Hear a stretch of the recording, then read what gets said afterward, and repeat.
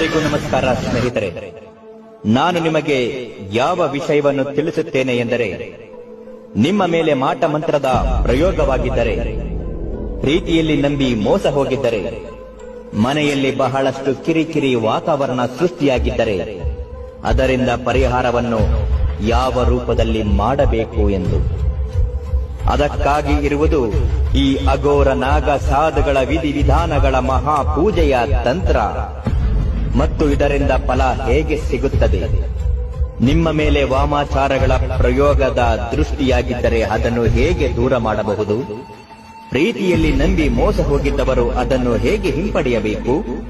ಶಕ್ತಿಶಾಲಿಯಾದ ಮಂತ್ರ ಯಾವುದರಿಂದ ಸಿದ್ಧಿಯಾಗುತ್ತದೆ. ಇವೆಲ್ಲವನ್ನು ವಿಡಿಯೋ ಮುಖಾಂತರ ನೋಡಿ. ಹಾಗೂ ನಿಮ್ಮ ಯಾವುದೇ ಘೋರ, ಗುಪ್ತ, ನಿಗೂಢ ಸಮಸ್ಯೆಗಳು ಇದ್ದರೂ ನಮ್ಮ ನಂಬರಿಗೆ ಒಂದು ಕರೆ ಮಾಡಿ.